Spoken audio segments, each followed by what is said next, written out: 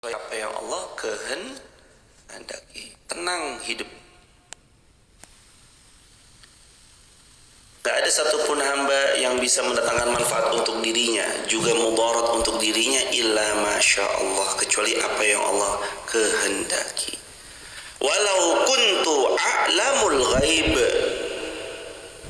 dan kalaulah sekiranya aku a'lamu mengetahui al-ghaib yang gaib, lastaksartu minal khair,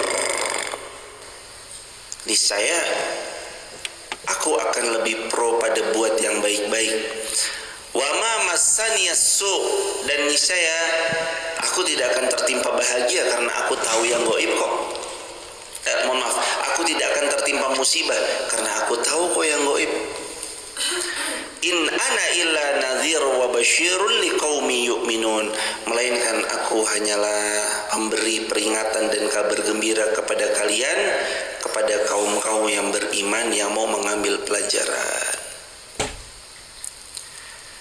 Kalau kita tahu yang gaib, mesti kita akan terhindar dari musibah, akan lebih banyak mengambil keuntungan. Bayangkan kalau hadirin sudah tahu 5 menit lagi yang terjadi akan seperti apa. 5 menit lagi, bentar lagi banjir. Oh, berarti tersisa 5 menit, 4 menit 59, 4 menit 58. Yuk kita lari, nyelamatkan diri. Pasti kita nggak akan celaka kalau kita tahu yang gaib. Sebentar lagi mungkin ada gunung mau meletus. Ya udah, karena 1 jam lagi berarti sekarang bisa nih merapat ke arah pantai karena gunungnya bentar lagi meletus. Enak kalau tahu yang gaib, dia bisa menyelamatkan diri. Tapi kan sekali lagi tidak ada satupun yang mengetahui perihal perkara yang gaib kecuali Allah. Adapun Rasulullah mengetahui apa yang dari Allah. Wa ma yatiqu anil hawa in huwa illa wahyu yuha. Tidaklah Rasulullah berbicara berdasarkan hawa nafsu kecuali pasti wahyu dari Allah.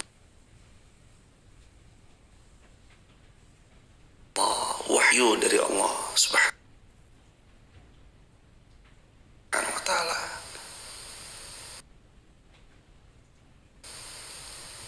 Wahyu dari Allah Subhanahu wa ta'ala. Kembali lagi ke ayat. Sekarang beranjak ke 189. Huwallazi khalaqakum min nafsi wahidah. Dialah Allah yang menciptakan kalian dari jiwa yang satu, Adam alaihi salam. Wa ja'ala minha zawjaha liyaskuna ilaiha, dan dialah Allah yang menciptakan dari Adam pasangannya Hawa alaihi salam, liyaskuna ilaiha, agar Adam merasa tenang bersamanya. Sejak zaman Nabi Adam, ketika Allah ampuni beliau, Allah pertemukan dengan Hawa. Lalu bertemulah Adam dengan istrinya Hawa, yang mana Allah Subhanahu wa ta'ala menciptakan mereka berdua, laki dan perempuan, tujuannya agar sakinah bersama pasangannya. Nanti terbawa sampai kepada manusia yang sekarang mereka menikah. Tujuan mereka menikah tidak lain tidak bukan adalah untuk liyaskuna ilaiha. Dibuka Quran surah Ar-Rum ayat 21. Ar-Rum ayat 21. Wa min ayatihi an khalaqalakum min anfusikum azwajan litaskunu ilaiha. Di antara tanda-tanda kebesaran Allah Subhanahu wa ta'ala, Allah menciptakan di antara kalian pasangan dari jenis kalian, liyaskuna ilaiha atau litaskunu ilaiha, supaya kalian merasa sakinah bersama pasangan kalian. Sejak dulu jemaah, yang namanya menikah tujuannya mencari sakinah. Makanya doanya biasanya samara, sakinah, mawaddah, warahmah. Atau doanya barakallahu lakuma wa baraka alaikuma wa jama'a bainakuma fi khair. Barakallahu lakuma, semoga Allah berkahi kalian berdua. Wa baraka alaikuma, diberkahi juga atas apa yang kalian dapatkan dari berdua.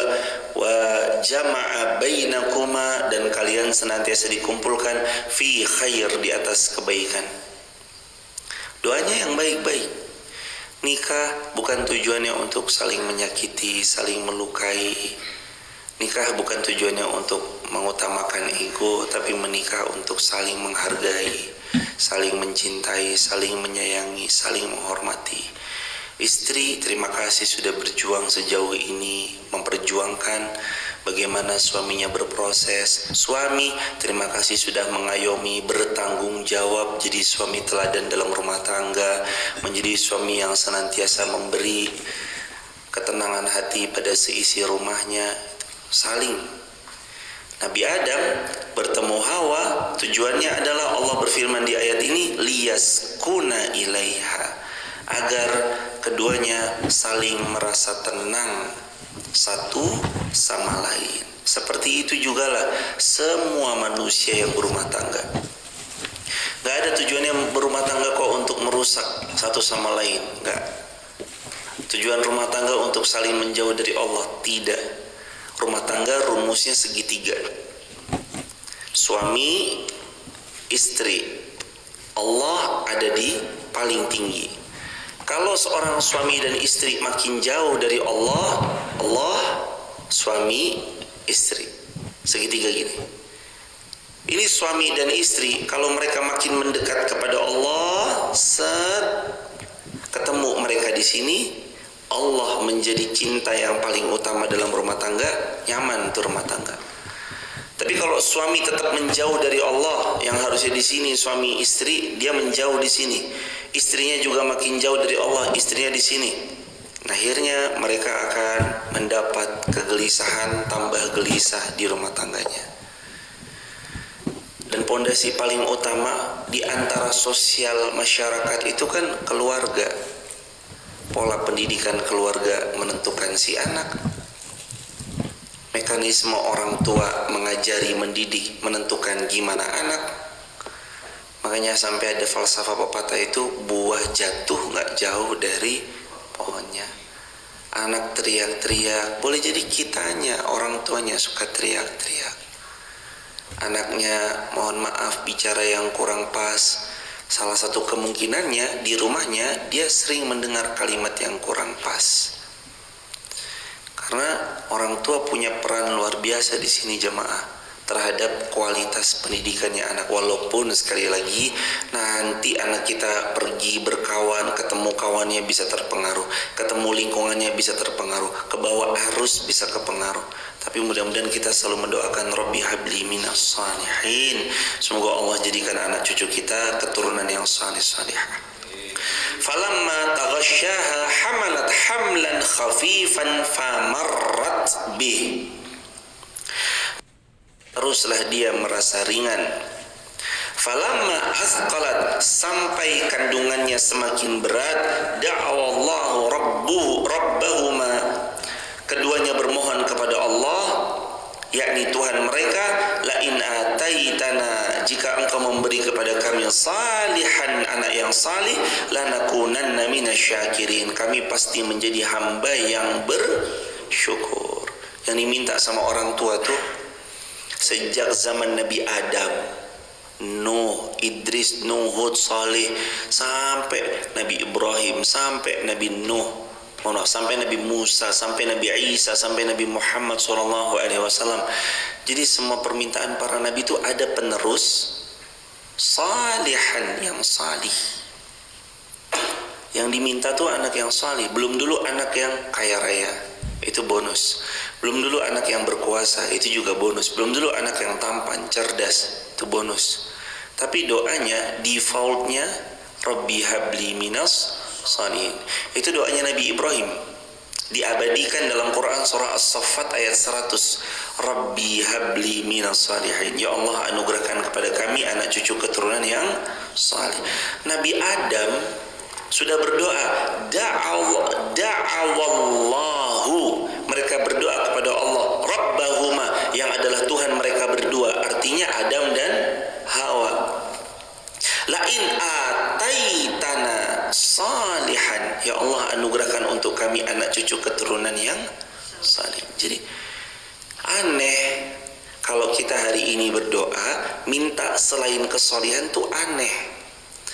Karena terkenal dari dulu, dari zaman Nabi Adam sampai Nabi Muhammad, para nabi dan para rasul itu doanya adalah ataitana salihan. Ini Nabi Adam yang berdoa, diabadikan dalam Al-Quran surah Al-A'raf ayat 189. Ataitana salihan. Ya Allah, kami minta anak cucu keturunan yang salih. Nabi Ibrahim, Rabbi habli minas salihin. Nabi yang lain, Rabbi habli min ladunka zurriyatan tayyibah. Yang didoakan pasti selalu yang salihah, tayyibah, yang salih, yang tayyib, berkualitas. Pun sama berdasarkan jejak para nabi dan para rasul yang harus kita teladani dalam kebaikan dan episode amal salih beliau. Apa yang kita lakukan mesti ngikut sama apa yang beliau teladankan, pasti harus ikut. Kalau nabi dan rasul suruhnya adalah minta yang salih, minta yang salih. Kenapa? Di balik kesalihan itu, ini pondasi paling utama menentukan seorang hamba. Seorang hamba itu jemaah cerdas. Kalau dia salih, dibawa kecerdasannya dengan kesalihannya yang menjadi pondasi utamanya kepada kebaikan yang mendekatkan dia dan orang lain makin dekat sama Allah. Tapi mohon maaf, kalau cerdas nggak salih, kecerdasannya akan dipakai untuk mengelabui orang lain. Kepintarannya dalam accounting akan membuat dia menggelindingkan satu nol yang tadinya 10 miliar, digelindingkan nolnya 1 jadi 1 miliar yang diterima. Harusnya orang itu berhak menerima bantuan 10 miliar, digelindingkan nolnya 1 karena dia cerdas, pintar accounting, pintar manajemen keuangan, tapi nggak salih. Makanya diminta salih. Dokter, kalau salih dia tahu peran saya sebagai seorang dokter punya kekuatan untuk membangun peradaban umat. Dengan peran saya sebagai seorang dokter, saya bisa membantu masyarakat yang tidak mampu. Kalau mampu silahkan bayar, kalau nggak mampu dicukupkan. Peran saya sebagai seorang bangunan, arsitek, atau apapun itu di lapangan, mereka selalu punya cita-cita, saya harus ikut dalam kebaikan dengan apa yang saya bisa. Saya seorang arsitek, maka saya bantu kebaikan. Saya seorang ini, saya bantu kebaikan. Saya seorang itu, saya bantu kebaikan. Mereka selalu punya framing yang hebat. Kenapa jemaah? Lagi-lagi jawabannya karena pondasi kesolehan itu mencengkeram kuat dalam relung jiwanya. Jadi siapapun kalau punya basic pondasi kesolehan, mau jadi apapun beliau ya jemaah, enak pasti. Karena pondasi utama kesolihannya sudah mereka punya dan mereka miliki. Saya punya peran tenaga, suara saya bagus, saya jadi muazin, Bilal. Saya peran harta, saya jadi Utsman bin Affan, saya sedekah. Saya punya negosiator ulung, Utsman bin Affan lagi, negosiasi yang ulung. Saya menjadi orang yang sangat pemberani, Umar bin Khattab. Saya menjadi orang yang penuh kebijaksanaan, Abu Bakar As-Siddiq. Saya jadi anak muda yang cerdas, yang ngajakin anak muda lainnya untuk datang berjuang bareng Rasulullah, Ali bin Abi Thalib. Saya jago panahan, Suhaib Ar-Rumi, Sa'ad bin Abi Waqqas. Saya punya peluang apapun, dia selalu ikut urun dengan apapun yang dia bisa. Karena pondasi basicnya kesalihan. Lagi ya jemaah, yang namanya salih itu nggak harus jadi ustadz, ustazah. Ustadz kan juga belum tentu salih jemaah. Malah banyak jemaahnya lebih salih daripada ustadz atau ustazahnya.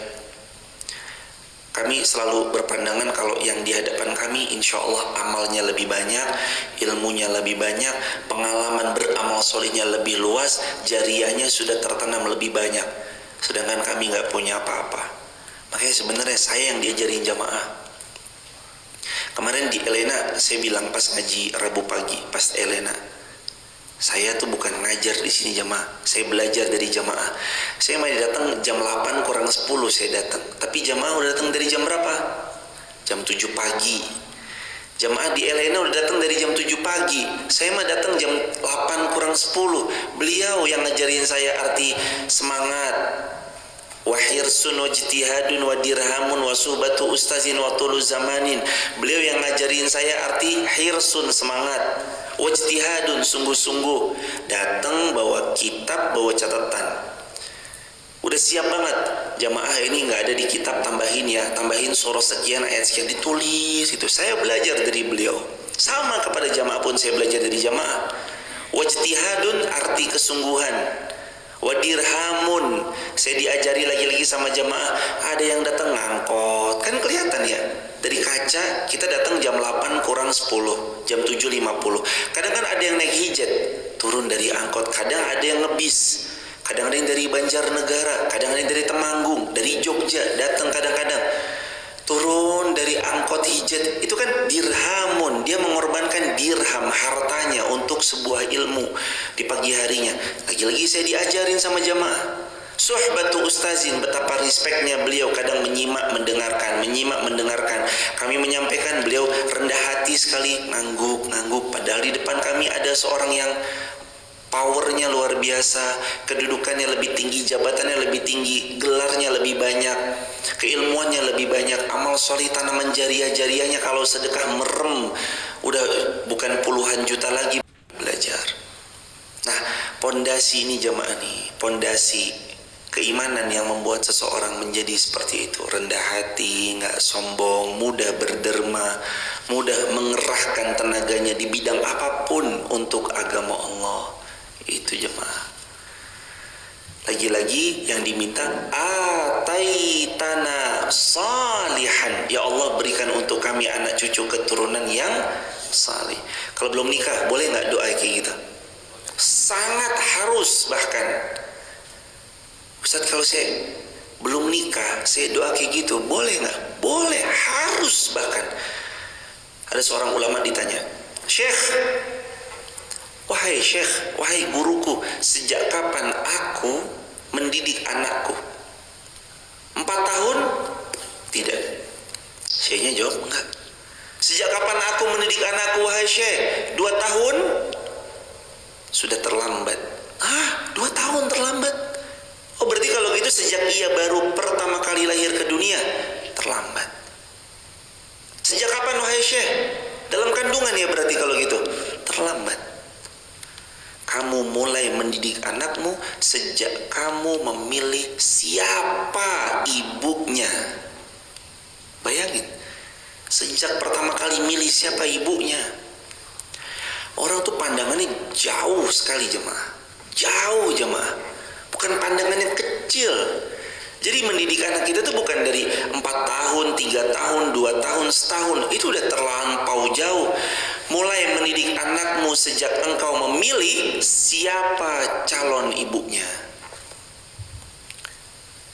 Jadi kita tuh milih sejak masih muda, saat jomblo sebelum menikah, saat masih singlenya kita sebelum menikah.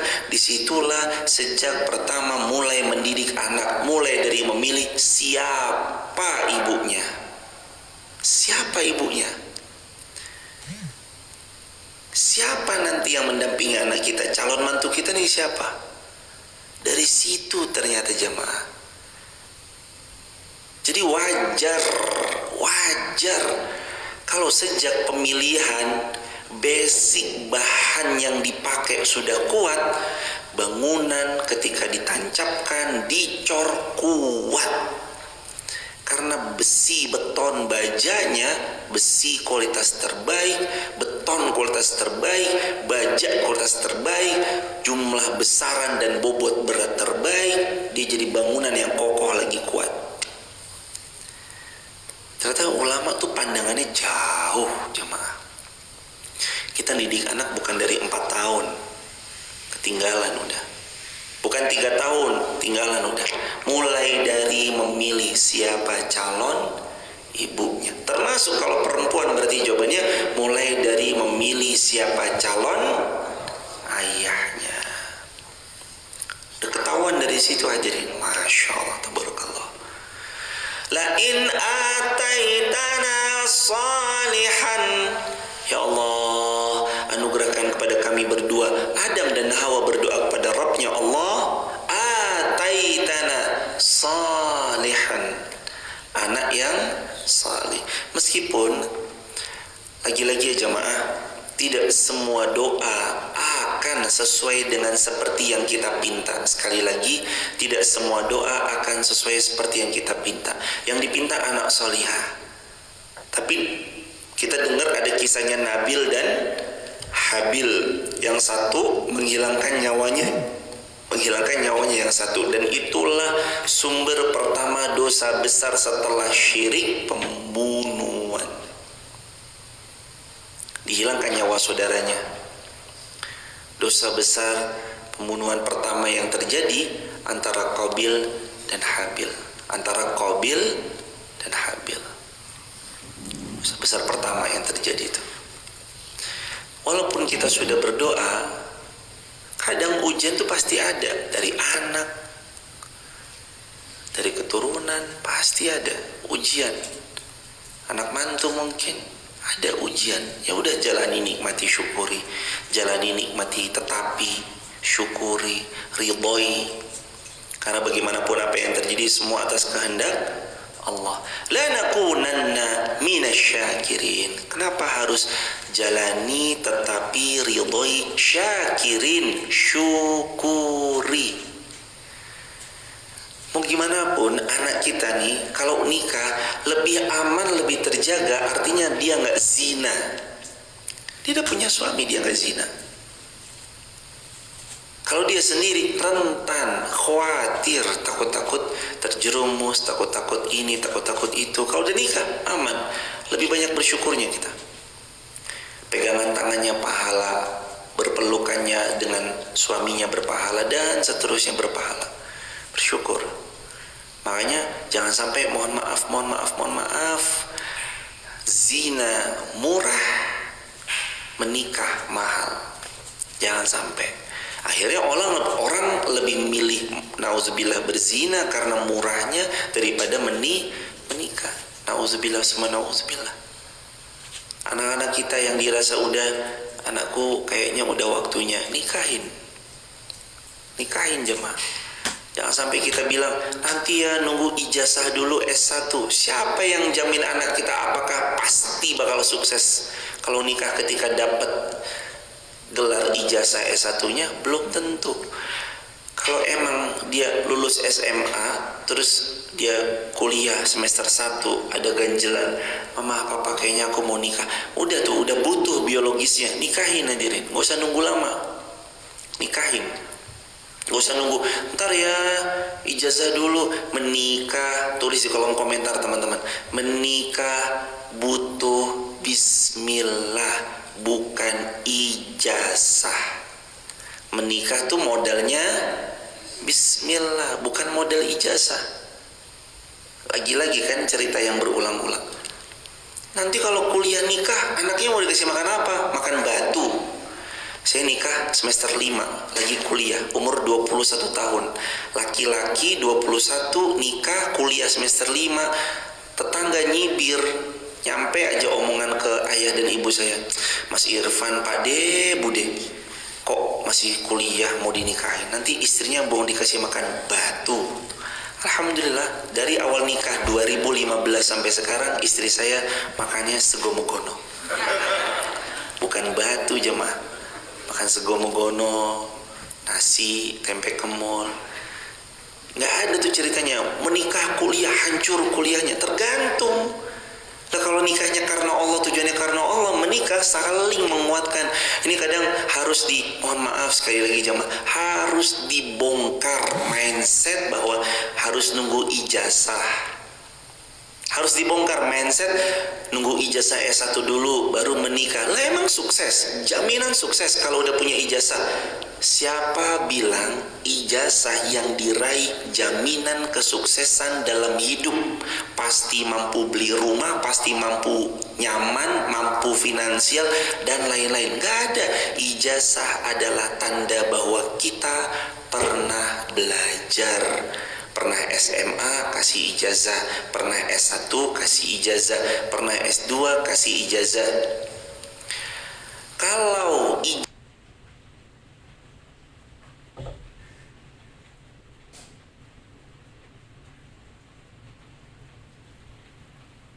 lulus SD aja enggak jadi orang yang paling sukses, kaya raya. Ini lagi-lagi nih, Allah paling tahu nih hambaku siapa yang mau kerja keras. Nih dikasih sama Allah. Bongkar mindset lama, harus punya ijazah S1 dulu baru nikah. Bongkar.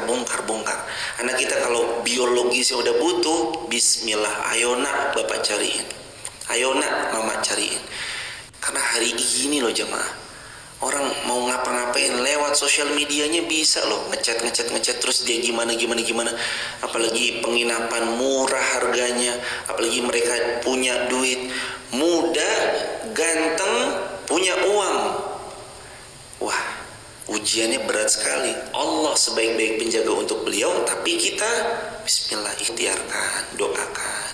Maka yang diminta tadi apa? Salihan, minta anak yang salih. Salih ini pondasi yang paling kuat, pondasi paling utama. Kesalihan itu keharusan, kesalihan itu keharusan. Mau jadi apapun nanti, di bidang apapun, kalau pondasi cengkeraman utamanya tauhid, kesalihan, aman. Mau jadi apapun ya jemaah, tauhidnya benar, salih, aman. Insya Allah, Allah yang menolong beliau. Kesalihan. Hadirin jamin dirahmati Allah, Nabi Ibrahim juga pernah ya jemaah menyikapi menantu. Sekali lagi ya jemaah, ini kisah memang masyhur. Nabi Ibrahim datang suka sidak sama menantunya, istrinya Ismail alaihissalam. Tok. Dibukakan sama istrinya Ismail. Ditanya, kemana suamimu? Suamiku lagi kerja, cari nafkah, berdagang ini itu segala macam. Gimana kehidupan rumah tangga kalian? Rumah tangganya itu ngeluh. Nanti kata Ibrahim ini, kalau suamimu Ismail pulang, bilang pada suamimu datang laki-laki namanya Ibrahim, dan Ibrahim berpesan untuk ganti pagar pintu rumahnya. Kenapa? Istrinya ngeluh, istrinya nggak syakirin, nggak jadi hamba yang bersyukur. Akhirnya beliau kembali ke negerinya. Ismail datang, tadi ada tamu di rumah mas, siapa namanya? Ibrahim. Oh, apa yang beliau sampaikan?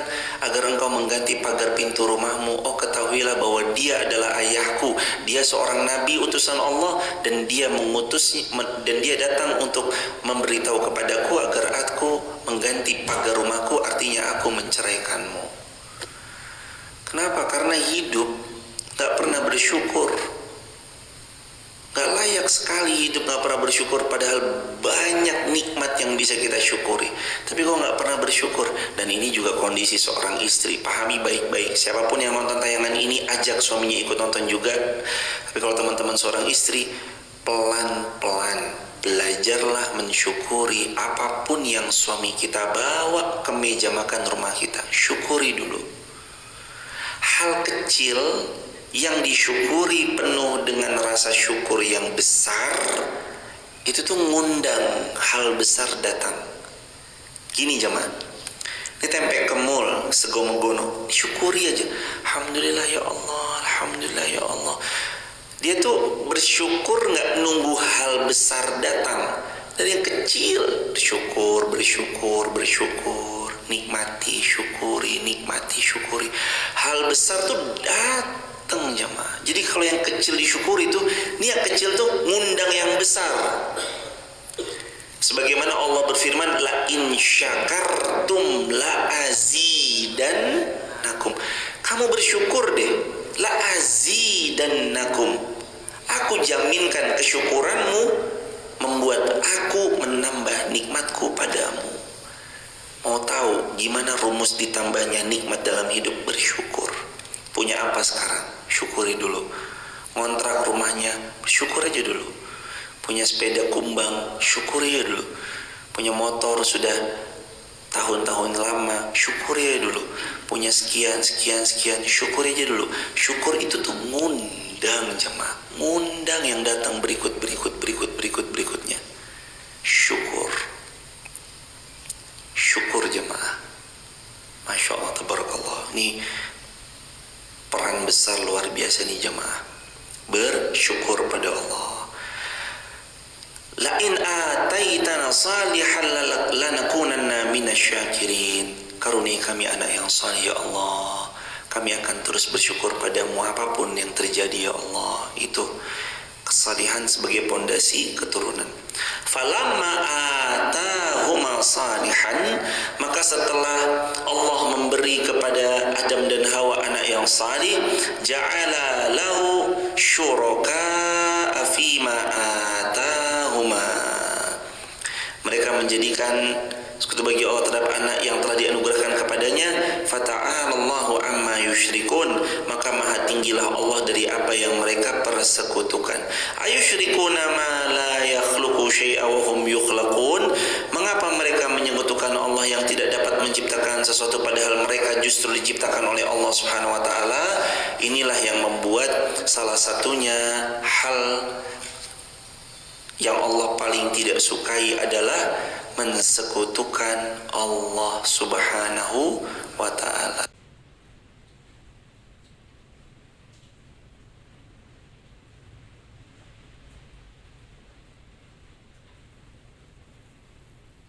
Syirik. Fata'ala Allahu amma yusyrikun. Maha suci Allah dari apa yang mereka persekutukan. Wala yastati'una lahum nasra, dan berhala itu tidak dapat memberikan kepada penyembahnya pertolongan. Wala anfusahum yansurun, dan berhala itu tidak menyelamatkan dirinya sendiri atau tidak bisa memberi pertolongan untuk dirinya sendiri. Wa in tad'uuhum ilal huda, jika kamu wahai orang-orang musyrik menyerunya berhala untuk memberi petunjuk, la yattabi'ukum, tidaklah mereka dapat mengikuti kalian. Sawaun, sama saja, alaikum, atas kalian, ada'autumuhum, menyeru mereka, am antum samitun, ataukah kamu berdiam diri.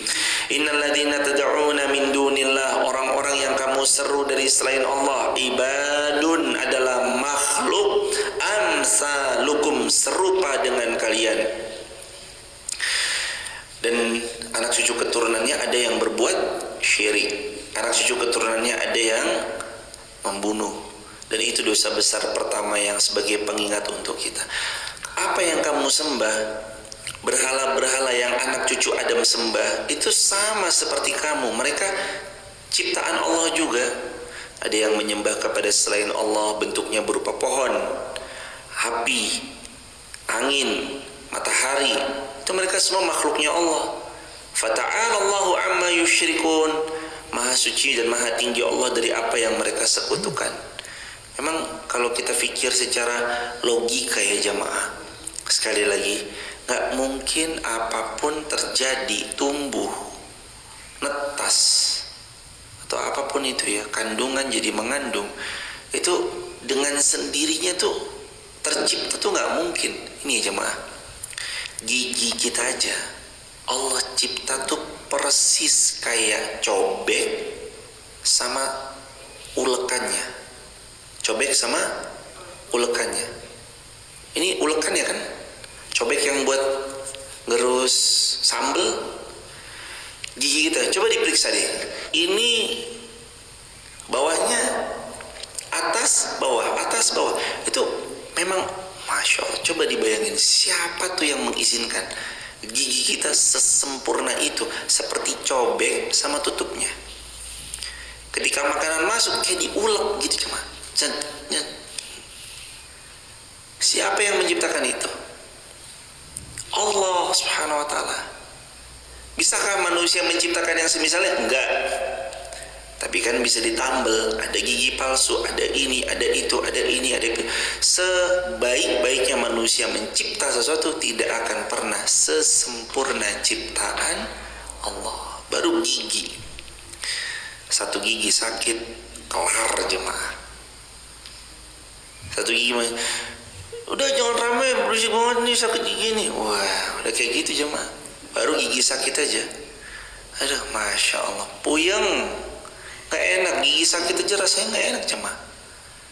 Kebayang gak betapa Allah merawat kita, menjaga kita dari banyak mara bahaya.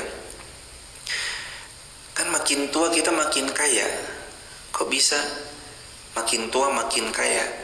Karena ternyata makin tua rambutnya semakin banyak peraknya, betul? Itu makin kaya. Yang kedua, makin tua giginya ada emasnya, betul? Pakai gigi emas palsu. Yang ketiga, makin tua di dalam jantungnya terdapat cincinnya, betul? Ring. Makin tua makin kaya, di dalam darahnya ada minyaknya, betul? Waduh, makin tua makin kaya nih kita sebenarnya. Kakinya makin tua makin bertambah, penglihatannya makin tua makin bertambah. Aduh, ya Allah, betapa nikmat dunia itu nikmat yang sebentar. Ingat ya, 60 tahun. Kata Nabi, amaru ummati baina sittin, umur umatku 60 tahun, sittin, wa aqalluhum may yajuzu dzalik, dan sedikit sekali yang yajuzu dzalika, melampaui 60 tahun, sedikit jumlahnya. Maka ibarat grafik kita tuh begini, 0, 30, 31, 60. Kalau usianya teman-teman 0 sampai 30 berarti sedang meranjak naik. Usia 30, 31 lagi ada di atas, lagi top performnya.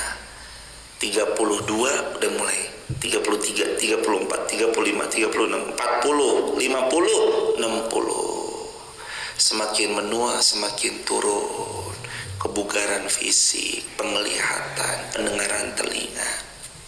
Jangan dipakai lagi berbuat syirik. Kan kemarin saya bilang jemaah, umur-umur segitu rentan berbuat syirik. Sakit dikit datang pengobatan alternatif aja tuh.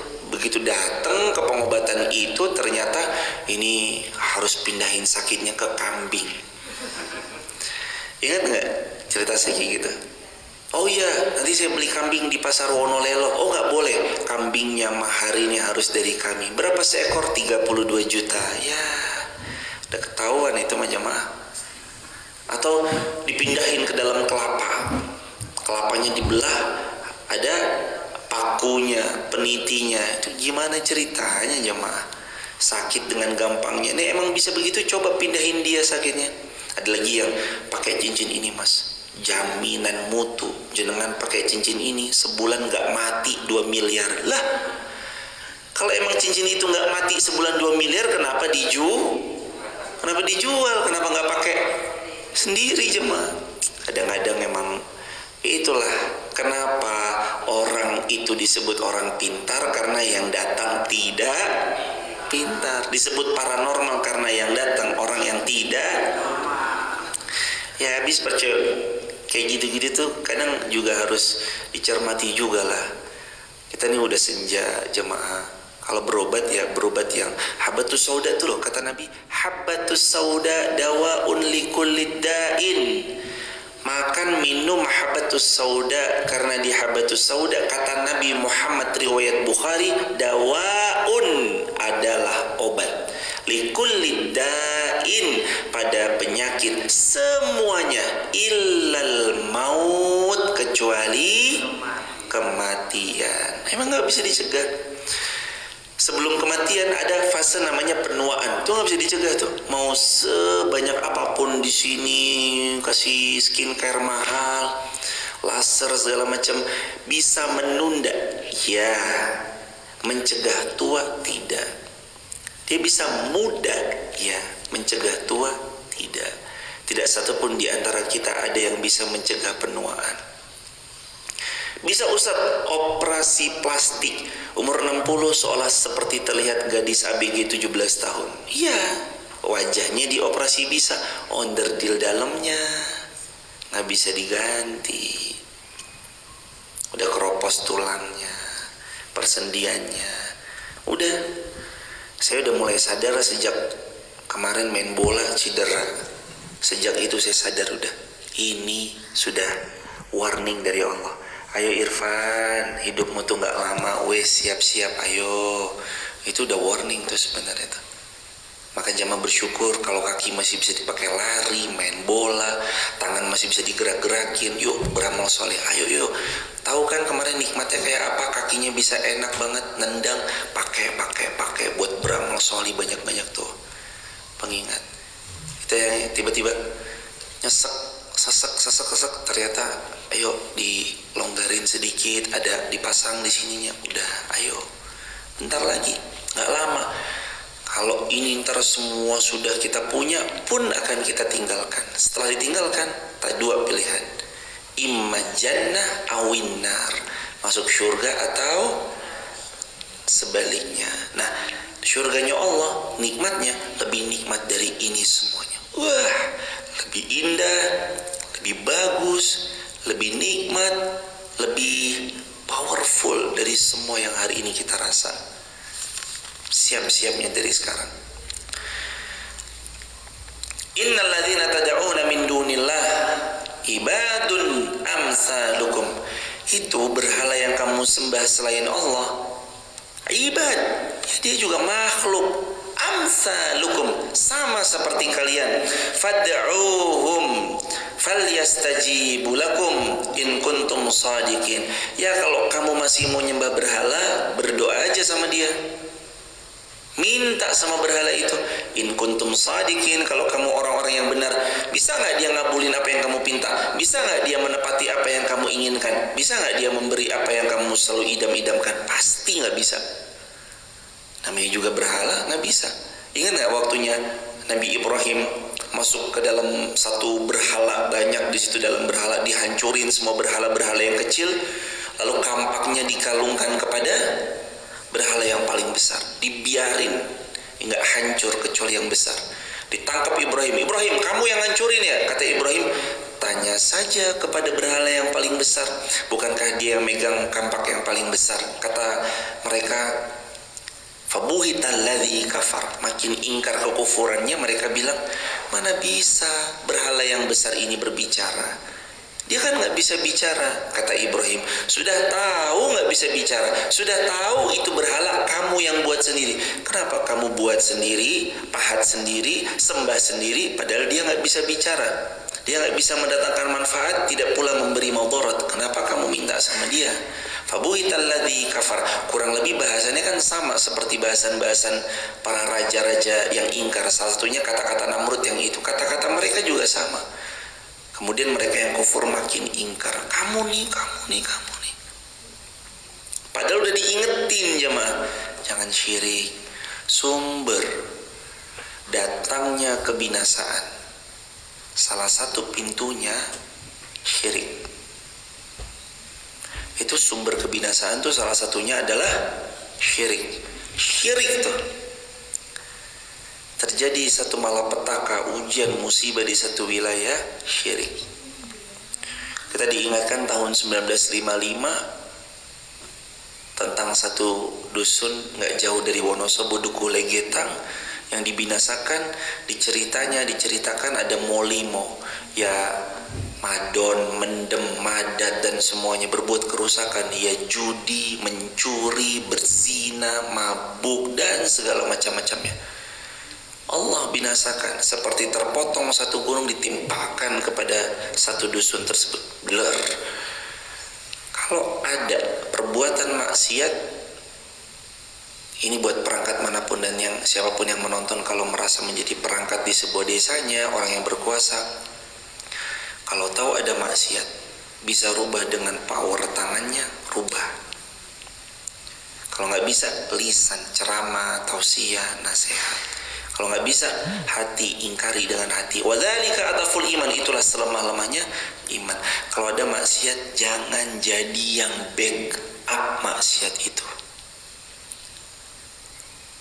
Saya berulang kali bilang jemaah kepada orang yang memang punya power, di situ gak jauh ada tempat yang notabene kurang baik. Kami udah bilang kepada orang yang berwenang, perangkat-perangkat, kepada pihak-pihak yang berwenang, itu dikondisikan.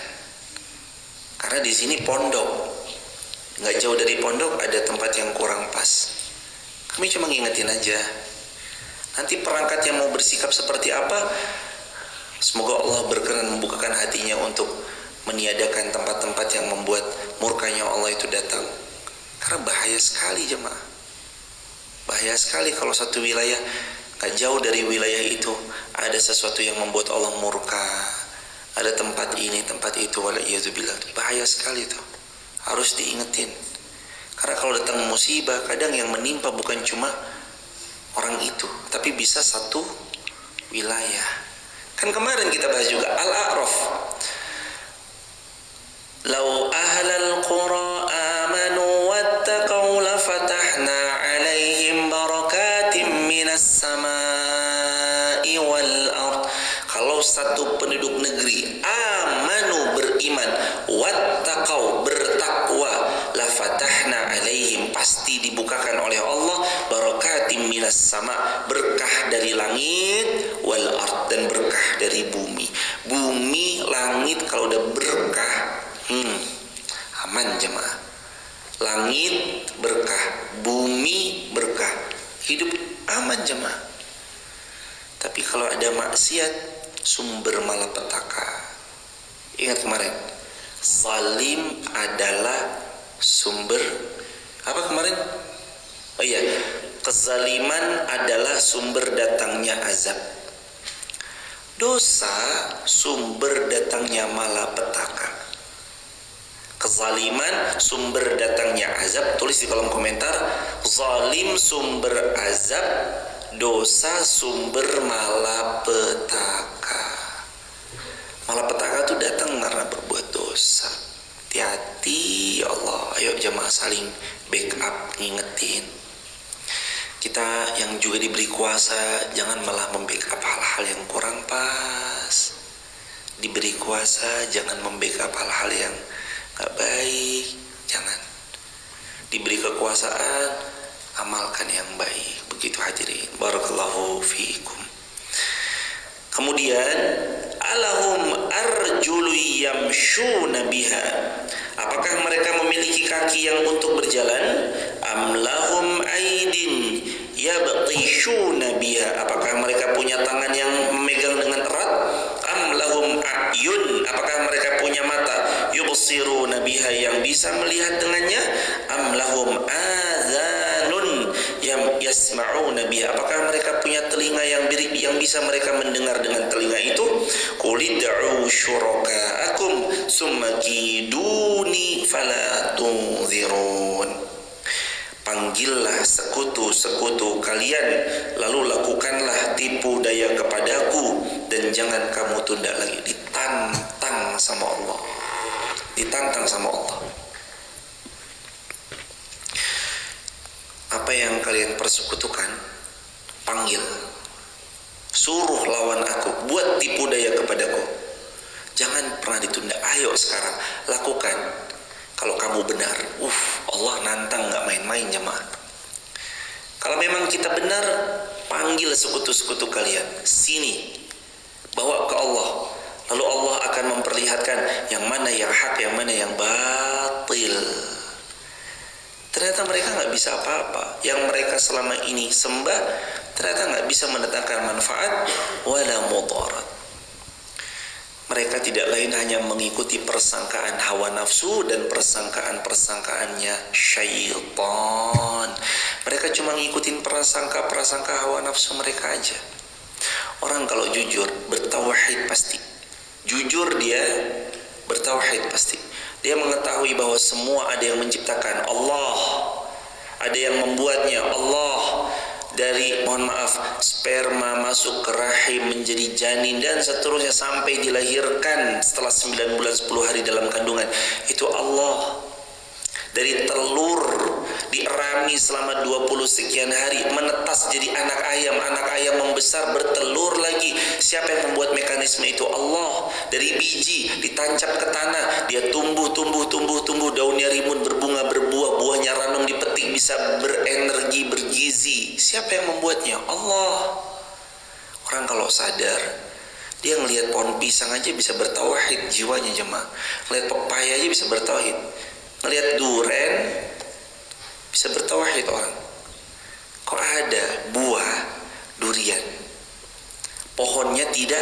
rindang. Coba bayangin jemaah, duren ada nggak pohon yang rindang seperti pohon waru di alun-alun gitu? Ada? Nggak ada. Kenapa pohonnya duren nggak rindang? Agar tidak satupun orang yang berteduh di bawah pohonnya. Ya nggak? Makanya kalau pohon-pohon rindang, pohon yang rindang sekali, buahnya malah paling kecil-kecil gitu. Iya, supaya orang neduhnya aman, kejatuhannya cetik rambutan, cetik apa. Coba kebayang kalau duren rindang, ada musafir lagi capek, ayo ngasose di pohon duren, kejatuhan duren. Kayak apa itu jemaah? Kejatuhan duren. Mana durennya duren yang 2,5 kilo. Wah, Masya Allah, berasa itu jemaah. Makanya dibuat oleh Allah. Allah yang paling tahu. Ini pohon duren, buahnya besar, lagi berduri tajam. Maka jangan ada yang neduh, dibuat tidak rindang. Itu Allah loh komposisinya. Tadi gigi kita kayak cobek sama tutup ulekannya. Makanya tuh pas. Tangan dibuat nyaman, bisa bergerak. Coba tangan kita dibuat lurus begini. Angkat plastik bisa nggak? Angkat plastik, angkat tas bisa nggak? Nggak bisa jemaah. Gimana mau ngangkat? Mau dibelokin gini patah misalkan. Ini kan Allah sebaik-baik pencipta. Allah. Orang melihat, nggak usah jauh-jauh ke pohon pisang, pepaya, durian. Ngelihat ke diri sendirinya aja, kalau dia mau merenung, bertauhid orang jemaah. Bertauhid, pasti bertauhid. Cuman kan kita kadang ke bawah hawa nafsu, ngikuti syaitan. Disuruh syaitan begini ikut, suruh begitu ikut. Akhirnya Allah berfirman, wala tattabi'u khutuwati syaitan. Jangan ikuti langkah-langkah syaitan, kita malah mengikuti langkah-langkah syaitan. Akhirnya kita sendiri yang rugi sekali. Jangan ikuti langkah-langkah syaitan, nanti kita yang rugi. Barakallahu fikum. Kita akhiri dengan hamdalah bersama-sama. Alhamdulillahirabbil alamin. Subhanakallahumma bihamdika asyhadu an la ilaha illa anta astaghfiruka wa atubu ilaik. Salam untuk warga di rumah. Rabbana atina fid dunya hasanah wa fil akhirati hasanah wa qina adzabannar. Walhamdulillahirabbil alamin. Assalamualaikum warahmatullahi wabarakatuh.